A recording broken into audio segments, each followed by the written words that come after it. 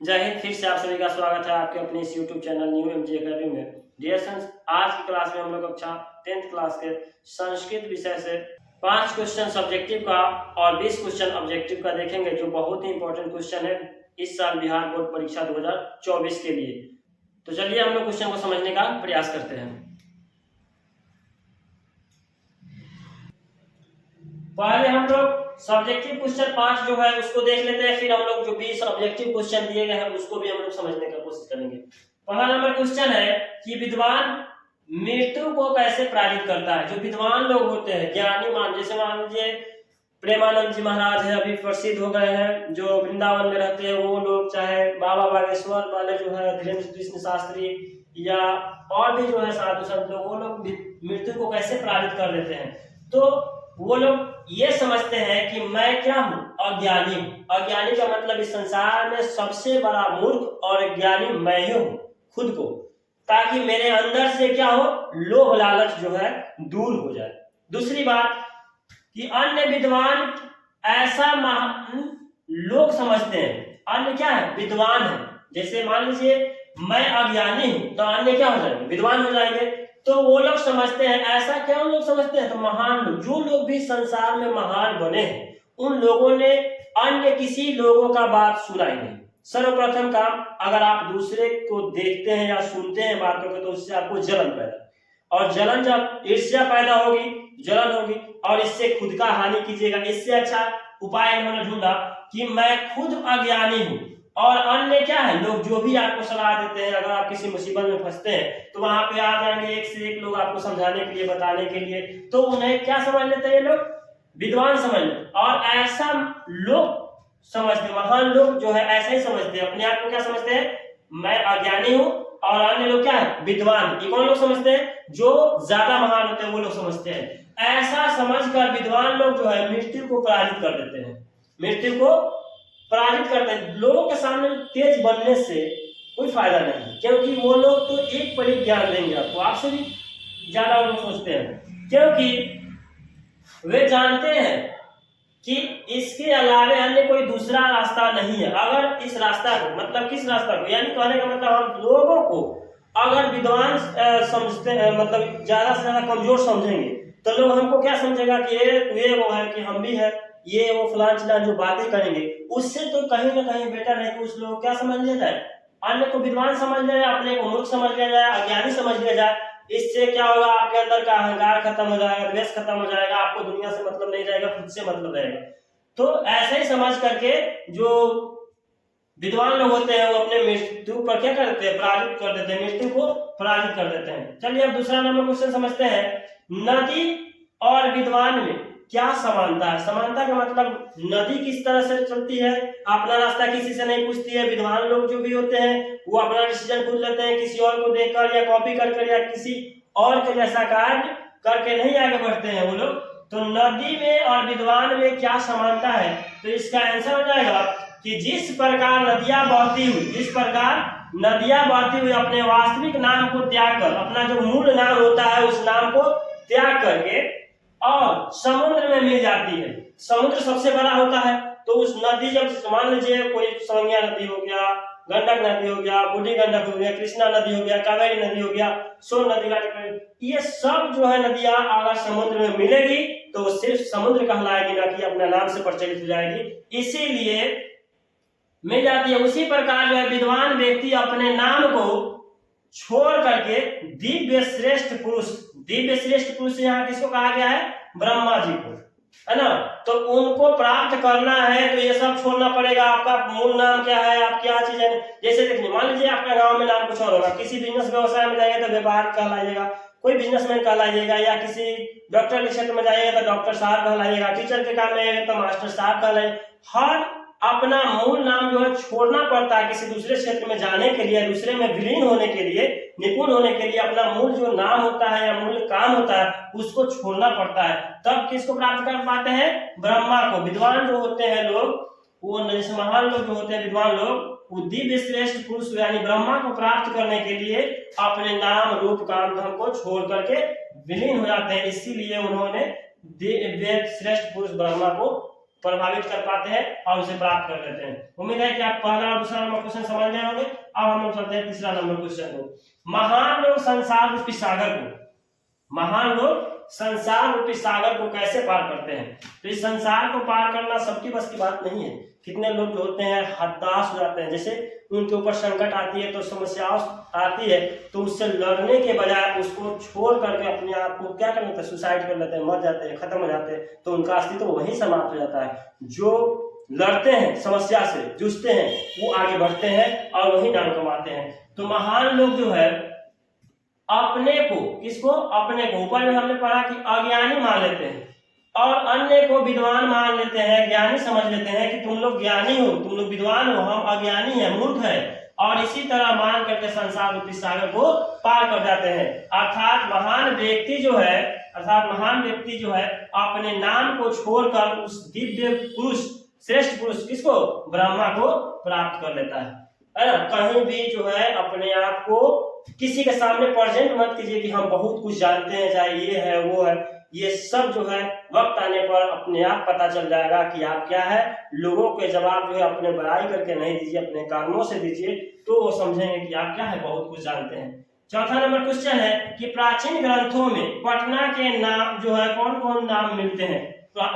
जो ये प्राचीन ग्रंथ है, जैसे संस्कृत, जैसे मान लीजिए प्राचीन ग्रंथ संस्कृत में पटना का नाम क्या क्या मिलते हैं? तो इसमें जो है पटना का नाम है पुष्पपुर, कुसुमपुर, फिर उसके बाद में आता है पाटलिपुत्र, जिसको पाटलीग्राम कहा जाता है। यहीं पे सिखों के 10वें गुरु गोविंद सिंह जिनका जन्म हुआ था, तो गुरुद्वारा भी पड़ता है यहाँ पे। तो प्राचीन ग्रंथों में पटना का नाम कितने हैं? पुष्पपुर, कुसुमपुर और यहाँ पाटलिपुत्र, ये 4 नाम मिलते हैं वहां से। अगला क्वेश्चन क्या है, 5वां नंबर, कौन कौन से विदेशी यात्री जो थे, विदेशी यात्री पटना आए हुए थे? कौन कौन से विदेशी यात्री पटना आए हुए थे? तो विदेशी यात्री मेगास्थनीज, ये विदेशी यात्री थे मेगास्थनीज, ये पटना आए हुए थे।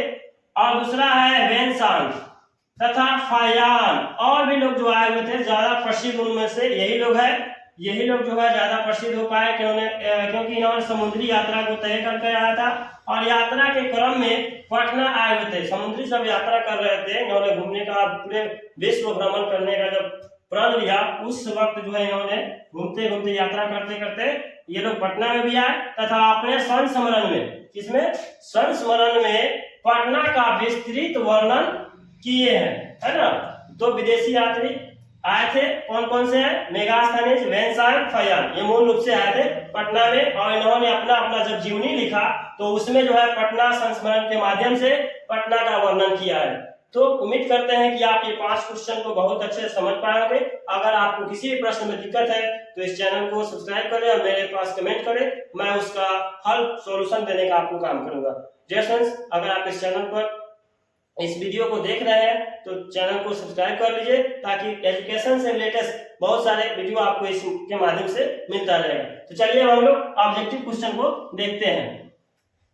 मुख्य ऑब्जेक्टिव जो क्वेश्चन है वो यहाँ लिखे गए हैं। पहला नंबर क्वेश्चन है कि यूनान का राजदूत कौन था? जो यूनान का राजदूत था, मेगास्थनीज आया था, कहाँ था? पटना। तो यूनान का राजदूत भी कौन था?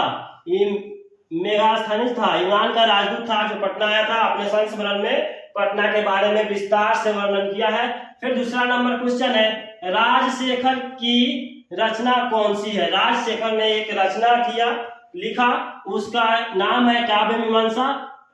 ठीक है। तीसरा नंबर क्वेश्चन है कि अलस कथा के रचनाकार कौन है? अलस शाला में जब आग लगाई जाती है आलसियों को पहचान करने के लिए, उस वक्त जब थोड़ा इंटरेस्टेड आता है, उसमें देखिए यहाँ विद्यापति जी ने अलस कथा पाठ की रचना की है जो संस्कृत के द्वितीय। चौथा नंबर क्वेश्चन है कि अलस कथा किस ग्रंथ से उद्धृत है? अलस कथा जो लिया गया है वो पुरुष परीक्षा ग्रंथ से लिया गया है।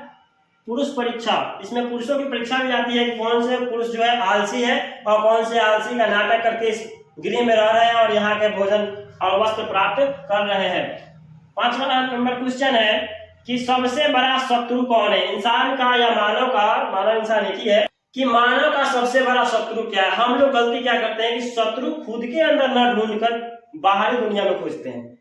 तो शत्रु हमसे सबसे या हम सब में जो है सबसे बड़ा शत्रु कौन है? हमारा आलस है। कोई भी काम करने जाइएगा तो छोड़ दीजिए, थोड़ा देर बात करेंगे, चाहे आज नहीं करेंगे कल कर लेंगे, क्या दिक्कत? इस सबसे बड़ा आलस जो है ना, इस सबसे बड़ा शत्रु है। थोड़ा सा भी आप काम जैसे मान लीजिए पढ़ने का मन करेगा थोड़ा देर बात पढ़ लेंगे, क्या हो जाएगा? तो यही दिक्कत जो है आलस है, और यही सबसे बड़ा मेरा क्या है? शत्रु यानी दुश्मन है। तो अपने अपने आलस्य को पहचानिए, यही सबसे बड़ा अपना दुश्मन है, और इसको दूर करिएगा तभी आप अच्छा परिणाम ला सकते हैं एग्जाम में। अगला क्वेश्चन है 6ठा नंबर, बृहस्पति नामक जो मंत्री था वो कहाँ रहता था? बृहस्पति नाम का जो मंत्री था वो कहाँ रहता था? तो वो मिथिला में रहा करता था। अगला क्वेश्चन है 7वां नंबर, पुरुष परीक्षा किस भाषा में लिखित है? पुरुष परीक्षा जो कहानी है वो किस भाषा में लिखी गई है? तो संस्कृत भाषा में लिखी गई है, द्वितीय अध्याय। अगला क्वेश्चन है 8वां नंबर, मैथिली भाषा के कवि कौन थे? मैथिली भाषा के कवि कौन थे?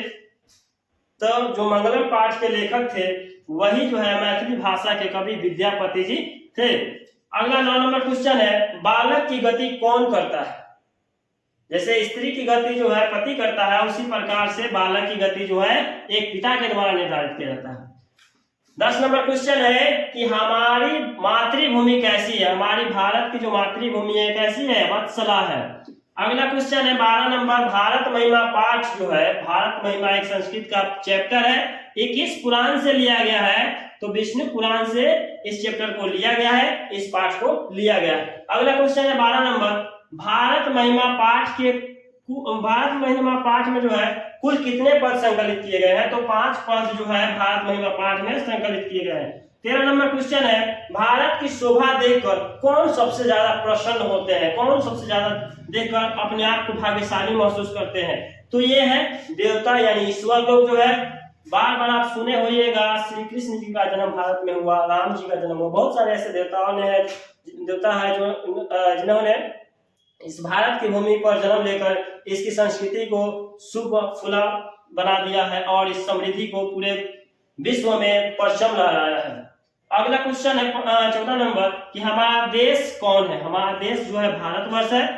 अखंड भारत हुआ करता था, लेकिन कुछ लोगों की देन है कि ये सिर्फ टुकड़ों में बंट कर रह गए हैं भारतवर्ष, लेकिन आज भी समृद्धि संस्कृति के लिए भारतवर्ष हमारे जो है बहुत ही समृद्ध है अपने संस्कृति को लेकर। 15 नंबर क्वेश्चन है, हमारी भारतीय भूमि कैसी है? हमारी जो भारतीय भूमि है वो कैसी है? तो विशालाकार है, इसकी आकार विशाल है। और 16 नंबर क्वेश्चन है, भारतवर्ष में किसकी महिमा परंपरा है? महान परंपरा है। भारतवर्ष में किसकी जो है महान परंपरा है? तो शास्त्र का। यहाँ शास्त्र का बहुत ही बड़ा योगदान है। भगवत गीता जैसे किताब जो है बहुत सारे समस्याओं का समाधान उसमें मिले हैं, और जो व्यक्ति इस किताब को पढ़ लेता है दुनिया के हर एक बुराइयों से लड़ने की उसमें क्षमता आ जाती है, एक अलग एनर्जी जागृत हो जाती है। अगला क्वेश्चन है, हमें सदा किसकी वंदना करनी चाहिए? हमें सदा किसकी वंदना करना चाहिए? भारतवर्ष की वंदना करनी चाहिए। भारतवर्ष की देन है कि आज हमारे समाज में संस्कृति में बहुत सारे जो है अभी भी यहाँ पे संस्कृति के रूप से प्रकृति नेचर जैसे ईश्वर जो है अवतरित हुए हैं, इसलिए हमें सदा भारतवर्ष की गुणगान करनी चाहिए। 18वां क्वेश्चन है, किसकी महिमा सर्वत्र गाई जाती है? तो भारतवर्ष की महिमा जो है सर्वत्र गाई जाती है, गाई जाती रहेगी। अगला क्वेश्चन है 19 नंबर, प्राचीन काल में ब्रह्मचारी कहाँ पढ़ते थे? ब्रह्मचारी का मतलब हुआ जो गुरु के शिष्य हुआ करते थे, ऋषि मुनि जो बन करके बाल्यकाल में ही उनको विदा किया जाता था, जिनका आश्रम में जाकर गुरु के आश्रम में जाकर यानी घर पे जाकर पढ़ना पड़ता था, जो जंगल में हुआ करता था। अगला क्वेश्चन है 20 नंबर, जो इस वीडियो का और इसका लास्ट क्वेश्चन है ऑब्जेक्टिव, अक्षर प्रारंभ जो है कौन सा संस्कार है? अक्षर जो पढ़ना शुरू करते हैं क ख ये सब कहाँ से प्रारंभ होता है, कैसा संस्कार है? तो ये जो है शिक्षा संस्कार से रिलेटेड है। तो उम्मीद करते हैं डियर स्टूडेंट्स कि आप इस सभी क्वेश्चनों को अच्छे से समझ गए होंगे। अगर फिर भी आपको इस पूरे वीडियो को देखने के बाद अगर डाउट है तो आप हमें कमेंट करके बताएं, उसे हम अगले वीडियो में पूरा एक्सप्लेनेशन के साथ बताने का प्रयास करेंगे। तो डियर स्टूडेंट्स आज के वीडियो में इतना ही। तो डियर स्टूडेंट्स, अगर आपको ये वीडियो अच्छी लगी है तो चैनल को सब्सक्राइब कीजिए, वीडियो को लाइक तथा शेयर कीजिए, ताकि आने वाला वीडियो मेरा हर समय आपके पास इसी तरह सफलतापूर्वक पहुंचते रहे। तो डियर स्टूडेंट्स, आज क्लास में इतना ही, फिर मिलते हैं हम लोग अगले वीडियो में। तब तक के लिए धन्यवाद। जय हिंद।